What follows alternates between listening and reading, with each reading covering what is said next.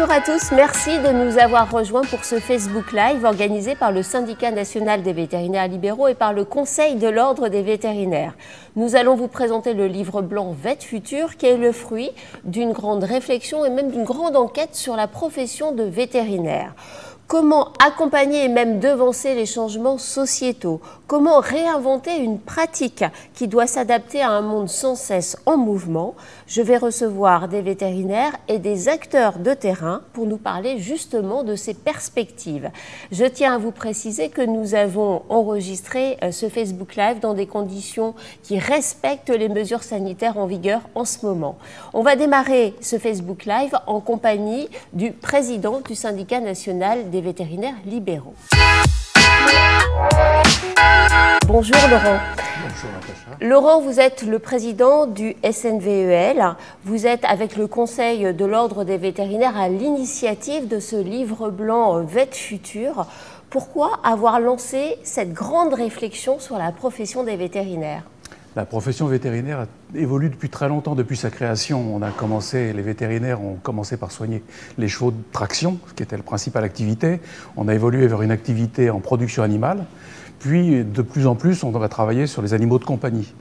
Or, ces changements se sont faits de façon très lente et la profession s'est toujours adaptée sans souci.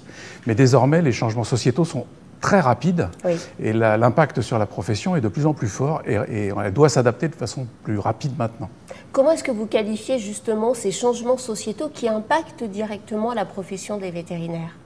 Les qualifier, c'est surtout en parler. C'est d'abord tout ce qui est à entrer du numérique dans la relation client et aussi dans la pratique quotidienne des vétérinaires. C'est l'évolution de la société vis-à-vis du statut de l'animal, avec une évolution ultra rapide depuis quelques années. Les changements sociétaux aussi de nos jeunes confrères qui arrivent dans la profession, qui ont des besoins et des attentes différentes de leur métier. Et enfin, une modification aussi de l'économie autour des structures vétérinaires. Quel est le but de ce livre blanc? Le but était justement de travailler à une anticipation de ces changements. Ces changements arrivent et on ne peut plus que les subir. Jusque-là, ils étaient lents, on pouvait se permettre de s'adapter au fur et à mesure. L'adaptation était assez naturelle. Elle était naturelle. Désormais, il faut les anticiper. Les changements sont importants et l'adaptation doit être vraiment anticipée. Est-ce que vous pouvez nous expliquer la méthodologie qui a été utilisée pour constituer ce livre blanc et mener toutes ces réflexions? Le départ a été des travaux d'intelligence collective entre le Syndicat national des vétérinaires et le Conseil de l'Ordre.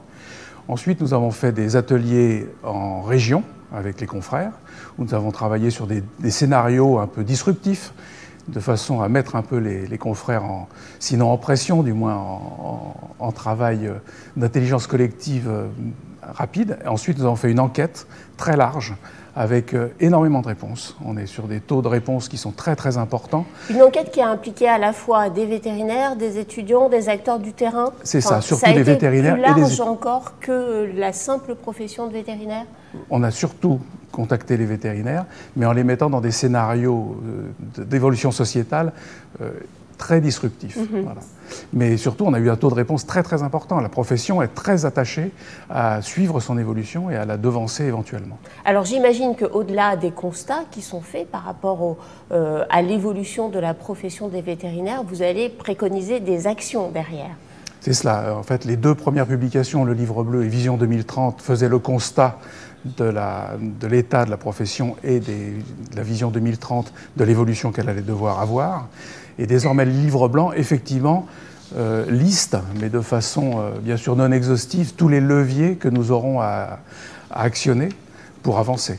Alors, des leviers qui seront des leviers dont la responsabilité incombe aux structures, aux organisations professionnelles, mais aussi beaucoup de leviers qui sont à mettre en place en fait dans les clientèles, dans les cliniques vétérinaires, où là c'est aux vétérinaires eux-mêmes de s'emparer de ces leviers et de les mettre en place. Alors avant de donner la parole justement à un certain nombre d'acteurs qui ont participé à ces réflexions, une dernière question, Laurent Perrin, est-ce que toutes ces évolutions qui sont là, qui sont une réalité de la profession des vétérinaires, sont vécues comme une source d'inquiétude ou peut-être aussi comme une opportunité?